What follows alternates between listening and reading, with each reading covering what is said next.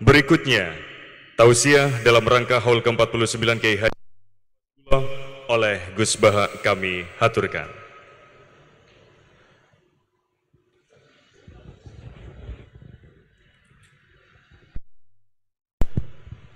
Assalamualaikum warahmatullahi wabarakatuh. Bismillahirrahmanirrahim. Allahumma ya Allah ihdinas siratal mustaqim siratal ladzina an'amta 'alaihim ghairil maghdubi 'alaihim waladdallin amin. Allahumma shalli wa sallim ala habibika Mustafa Muhammad wa ala alihi wa sahbihi wa barik wa sallim asmi'an amma ba'du. Yang sangat saya hormati Mustasyar PBNU sekaligus Wakil Presiden Profesor Dr. Ma'ruf Amin, yang saya hormati Rais Am PBNU, Rais Am NU Kiai Haji Miftahul Akhyar, Ketua Tanfid PBNU yang juga masih bernambah sama saya, Kiai Haji Said Akil, yang saya tadi senang sekali marahnya, senang sekali girohnya, karena itu memang khas keluarga kami. Jadi kalau nggak kesampaian marah itu bagus. Jadi di antara sifatnya para nabi itu wa yakhdhufulillah, kalau agama nggak dapat apa tadi jatah ya, enggak tahu saya maknanya itu, jadi kan wa yakhdhufulillah wa yardali ridho. Semua yang saya hormati, ini ada Ibu Menteri Ibu Ida Fauzia, ada Gubernur Jatim Ibu Khofifah, yang sangat saya hormati keluarga besar Mbah Wahab Hasbullah. Di sini secara berurutan ada Nyai Mutmainnah, ada Nyai Mahfuzah, ada Nyai Hizbiyah, ada Nyai Mujidah. Yang sangat saya hormati Kiai Haji Hasib, Kiai Haji Rokib, semua yang saya hormati para santri, para alumni. Alhamdulillah tadi acaranya banyak sekali, jadi saya nanti ngaji insya Allah 15 menit. Karena menurut saya solusi bangsa ini itu mudah sekali kalau mau niru Mbah Wahab. Saya kemarin ditilihi Gus Hasib,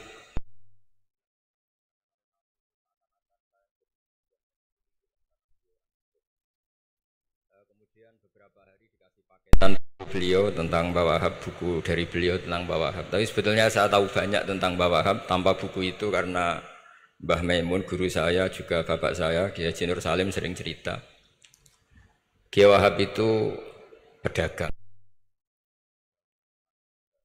politikus, juga pahlawan.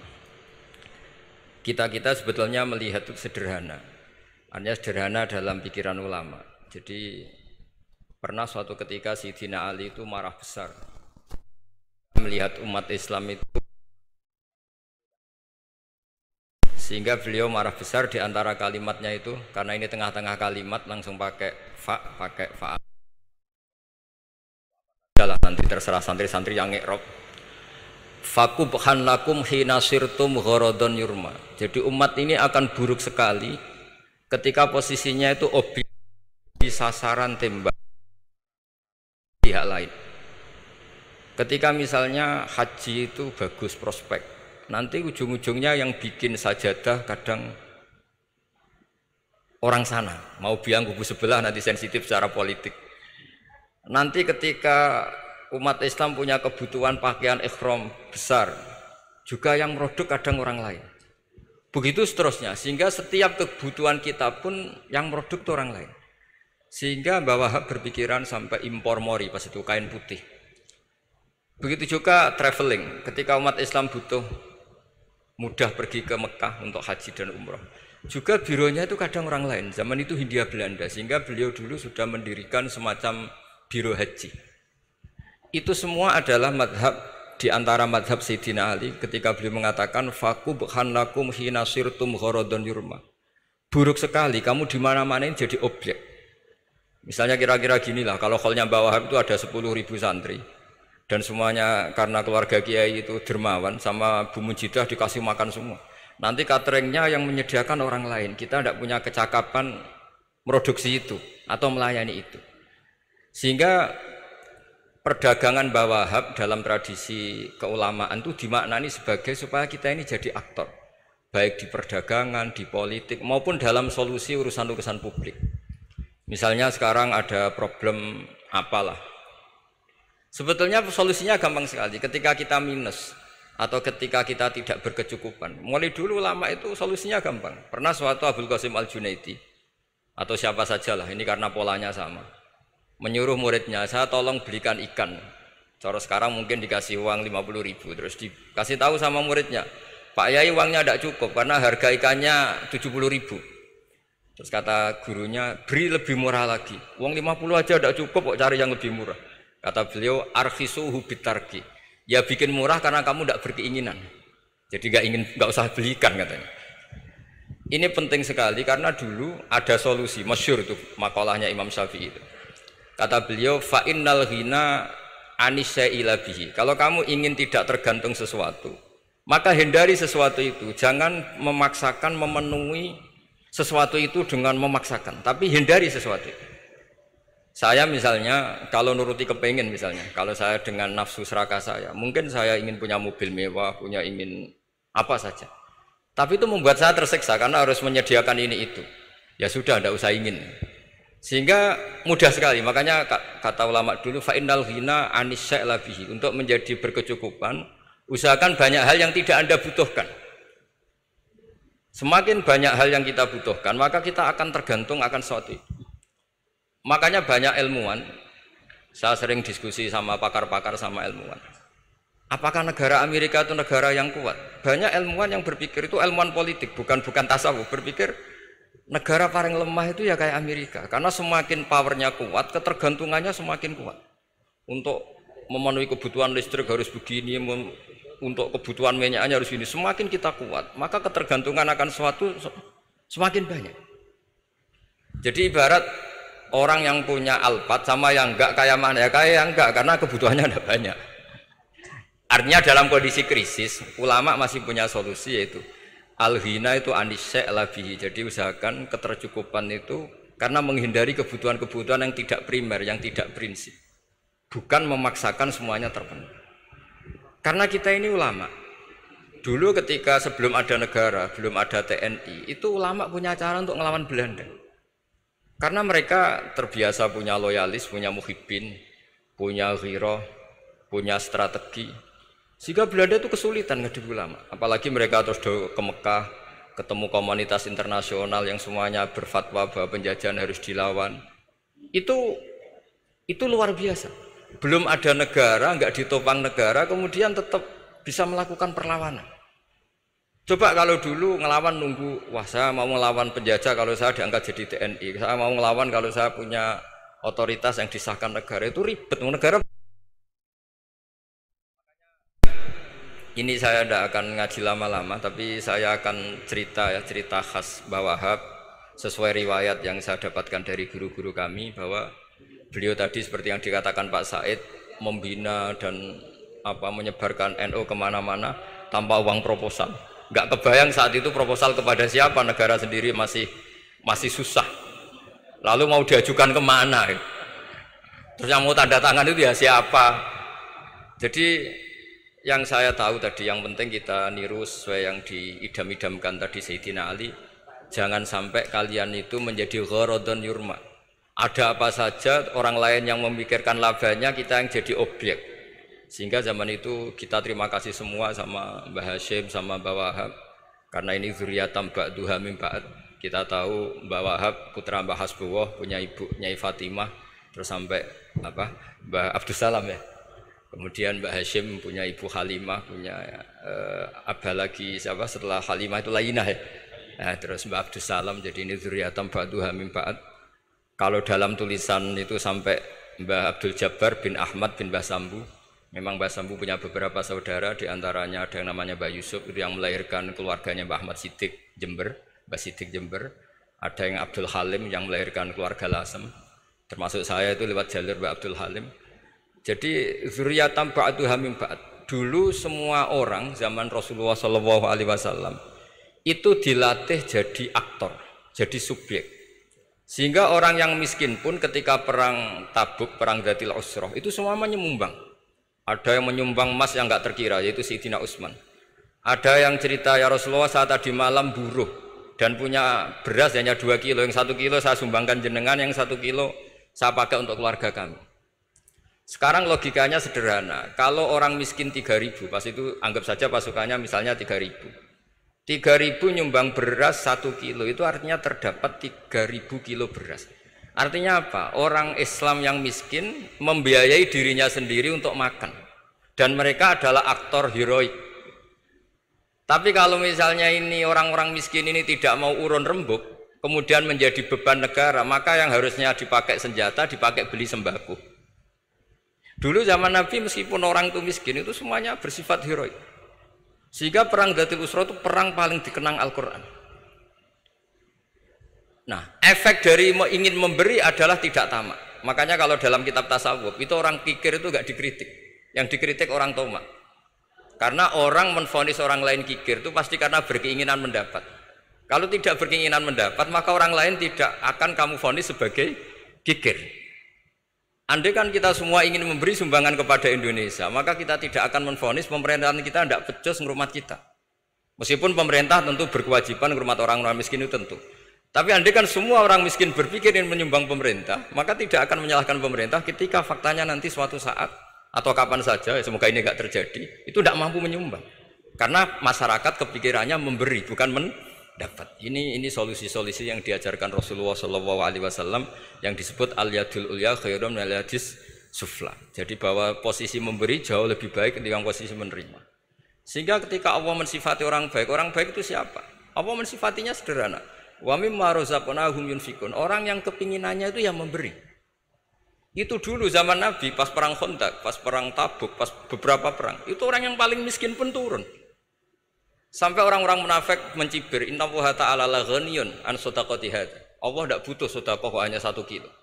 Tapi coba efeknya dari sedekah 1 kilo itu tadi, misalnya orang miskin yang perang 3.000, itu semuanya memakan uangnya sendiri setidaknya enggak jadi beban negara. Terus mentalnya itu patriotik. Dari mental patriotik itu ketemu Belanda kayak apa, mereka bisa makan apa saja. Mulai ares gedang, mulai apa saja, yang penting halal. Karena mentalnya dari awal heroik. Tapi andai kan mereka mentalnya tomak, mungkin sudah mati. Karena, wah nunggu negara ngasih makan, proposal dulu, sedang mati. Tapi orang dulu enggak, karena heroik, inginnya memberi sehingga bisa mendapatkan solusinya sendiri. Ini solusi yang saya tawarkan sebetulnya ini mudawwan, artinya mudawwan itu ada di beberapa kitab, lihat di beberapa tafsir istilah perang Dzatul Usra, perang Tabuk atau perang apa saja itu memang zaman itu susah sekali. Itu menjadi solusi utama adalah setiap orang ingin bermental patriotik. Nah, kalau sudah orang bermental patriotik itu gampang, ukur apa saja itu gampang. Karena tadi dari 3.000 atau 1.000 atau apa saja pasukan sampai ada yang urun tadi beras 1 kilo.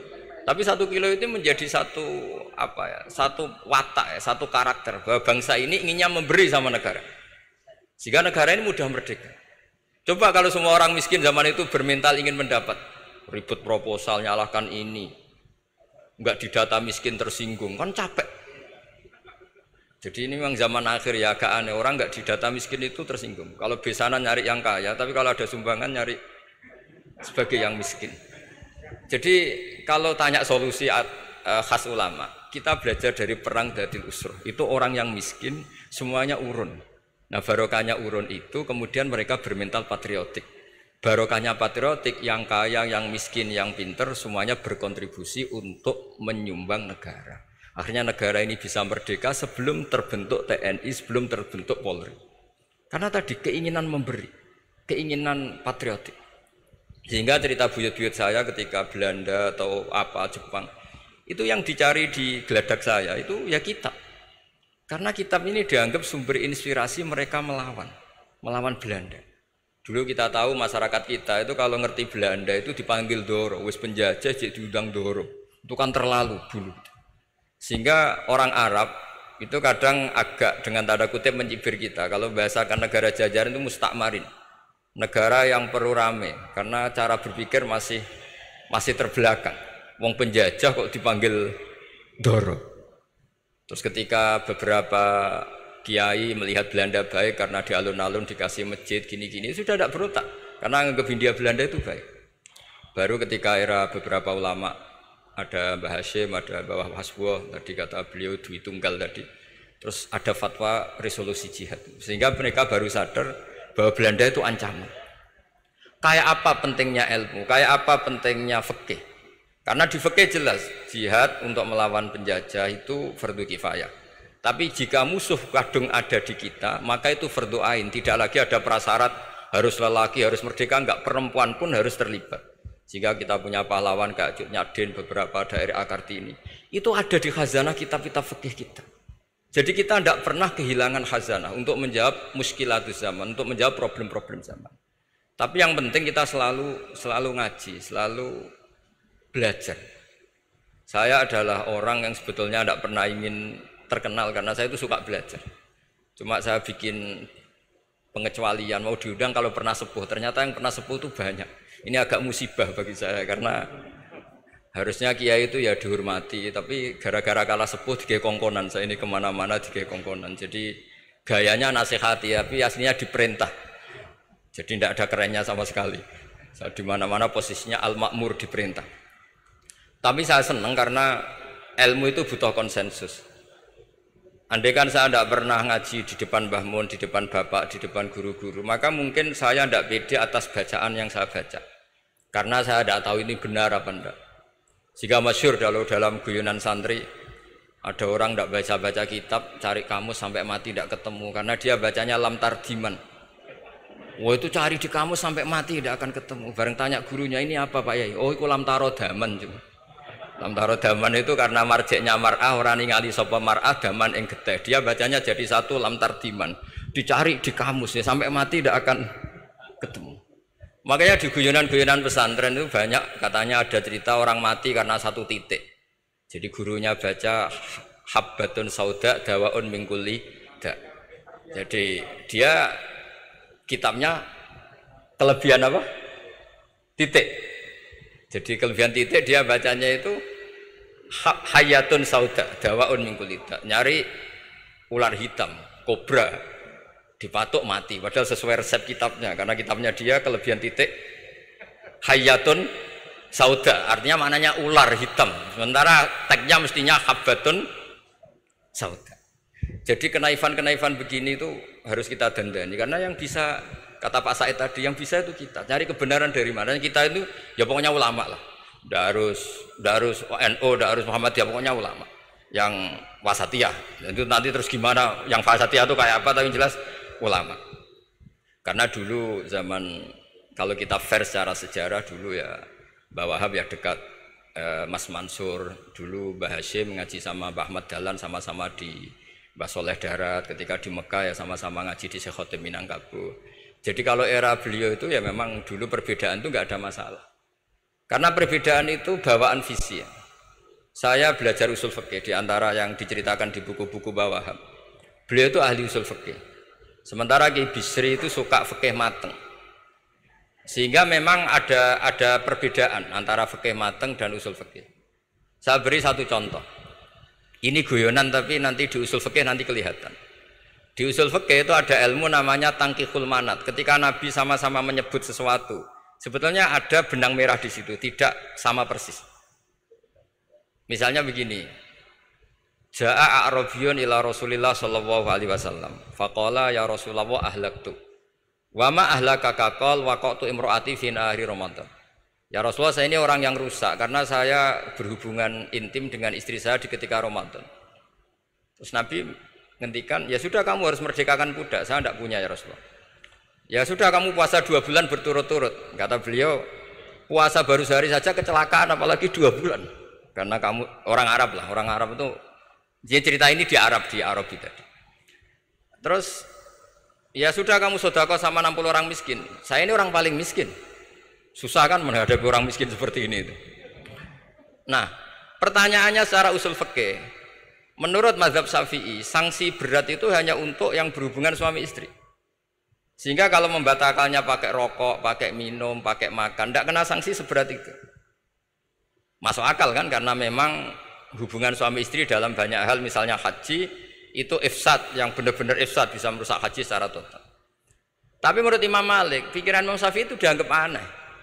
Loh, ini hubungan suami istri itu statusnya mubah, sesuatu yang boleh. Maka semua hal yang boleh tapi merusak kehormatan Ramadan, maka ketentuannya sama. Yaitu misalnya nggak sakit, nggak apa, pagi-pagi nyate. Wah itu kan melecehkan Ramadan, enggak sakit enggak apa kok pagi-pagi nyate. Perlu dicatat karena hubungan suami istri itu sesuatu yang boleh. Berarti kalau yang boleh merusak Ramadan hukumannya berat, makan yang statusnya boleh juga hukumannya berat. Itu dulu bapak saya ketika bikin analogi itu mau cerita sederhana gini. Hak di ono santri ya goblok, kandanane angel. Istrinya lapor ke kiainya. Pak Yai, santri jenengan kalau sama istri sering mukul itu nabok pakai tangan. Santrinya dipanggil kan alumni, kamu jangan sering mukul istri kamu gini-gini. Iya Pak Yai, njeh. Suatu saat 2 minggu istrinya lapor lagi, sekarang tidak nabok Pak Yai, nyaduk. Karena yang dilarang hanya nabok. Dipanggil kiai, lo kamu katanya masih sering nyaduk istri kamu. Yang dilarang kan mukul, sekarang nyaduk. Kapan-kapan meludahi.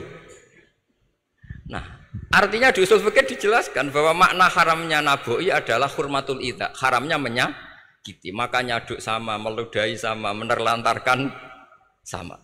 Itu dulu bahwa ahlinya bikin usul fikih seperti itu.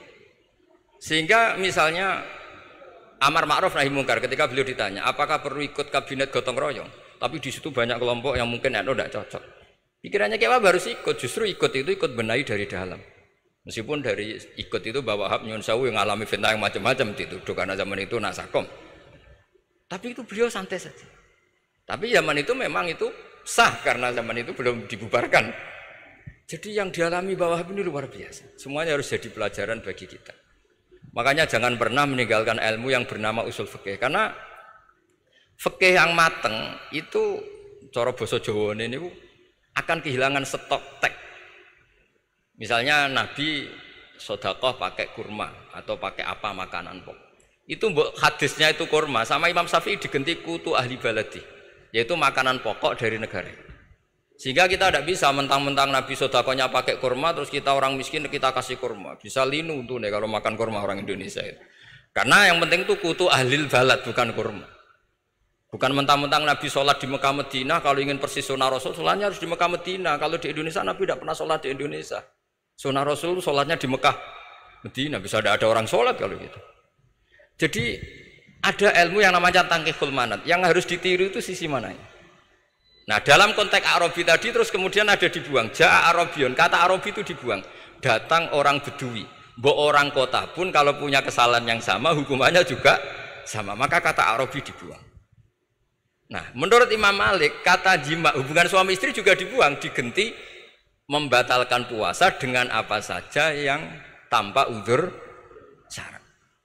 Jadi ini kealiman kiai-kiai Indonesia dulu itu, misalnya kentong, dulu meskipun ada yang bilang bid'ah, kentong itu bid'ah karena mirip orang Nasrani.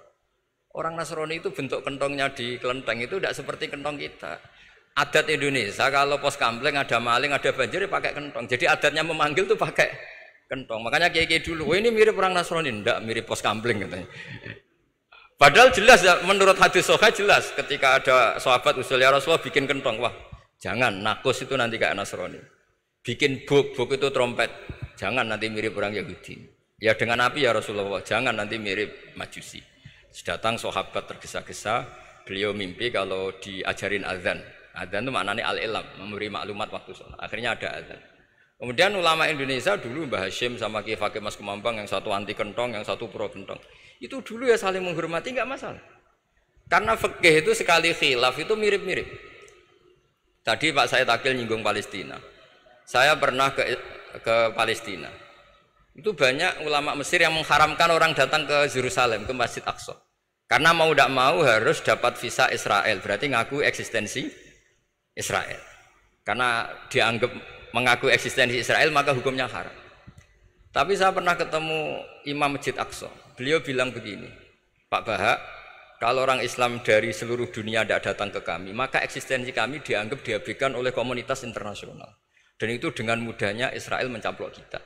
Sehingga separuh ulama Mesir juga mewajibkan yang mampu harus ke sana. Dengan cara itu Aqsa aman karena masih diperhatikan ulama atau komunitas internasional. Yang satu cara pandang ke sana berarti ngaku eksistensi Israel karena ada visa Israel. Yang satu bilang harus ke sana, dengan itu eksistensi Masjid Aqsa terjaga karena masih diperhatikan ulama atau komunitas Jadi di mana-mana khilaf itu ya seperti itu. Tapi alhamdulillah di kita itu khilaf itu biasa. Sehingga zaman kita mondok, saya itu pernah pengalaman buruk sekali saya ketika jadi Rois Musyawarah Fathul Mu'in. Itu ada pertanyaan gini Gus Hasib. Saya tanya gini sama orang, Gus, soft paling utama itu yang nomor berapa? Nomor 1 kata saya. Yang kedua, yang soft berikutnya, iya yang berikutnya. Kalau sudah tahu soft terbaik itu yang nomor 1, kenapa masjid gak dipakai memanjang selatan utara? Biar semuanya nomor 1. Selagi masjid itu memanjang barat timur, pasti ada soft 1, 2, 3. Itu kan kurang ajar betul. Jadi supaya orang soft 1 semua ya tinggal desain masjidnya, yaitu memanjang utara selatan. Selagi masih memanjang barat timur, pasti soft 2, 3. Terus saya kebalik tanya, lalu setelah begitu yang paling abdul siapa? Yang sisi kanannya imam. Ya sudah, imamnya dipojokkan pol selatan, biar semuanya dari pol kanan. Nanti ada masalah lagi, yang paling abdul siapa? Yang paling dekat imam. Yuskono kerubutu imam kan gitu. Jadi kalau nuruti fikih itu ya memang ilmu logika. Sehingga banyak orang jadi wali itu dari hasil ijtihadnya. Ada orang jadi wali karena sering sholat di shaf awal. Tapi ada wali pesaingnya justru jadi wali karena kalau sholat di belakang. Tapi tetap wali. Suatu saat 2 wali ini ketemu. Loh, kamu kok wali padahal kalau sholat paling belakang. Saya tuh malu sama Allah. Kok kayak sok suci ya kok ngarep gitu. Jadi wali karena adab bukan karena malas loh. Saya itu gak pede. Saya saja kok sholat di depan. Maksudnya kok kepedean itu. Tapi tentu secara syariat tetap baik yang di depan. Ini saya bukan bela yang, kenapa saya cerita bela yang belakang, karena yang bela jarang gitu, makanya saya. Dan kebetulan saya kalau sholat ya sering di soft belakang. Tapi ini saya cerita betapa logika fikih itu khazanahnya banyak dan luas. Dan kita bicara usul fikih itu biasa. Kita belajar sama beberapa ulama. Saya berkali-kali cerita di mana-mana. Muhammad bin Hasan Asy'ibani itu mewajibkan ulama kaya, dan beliau kalau ngitung duit itu di kamar tamu, di ruang tamu. Sehingga santri ora kepikiran nyalami template. Kan cara wong Jawa kan meliting ngitung duit kok di ruang tamu. Tapi ternyata alasannya beliau masuk akal. Ben santri ku roh nak kiye ini di duit, jadi ora perlu kepikiran nyumbang gula. Ya masuk akal. Tapi yang nyimpen duit ya masuk akal, wong duit kok dipamer-pamerno. Tapi yang pamer nggih monggo nak niate ben wong Jawa ndak perlu berempati, gak perlu sakit. Jika gak perlu didata dapat BLT, mereka duitnya tidak kok. Ya itu semuanya istihad. Assalamualaikum warahmatullahi wabarakatuh.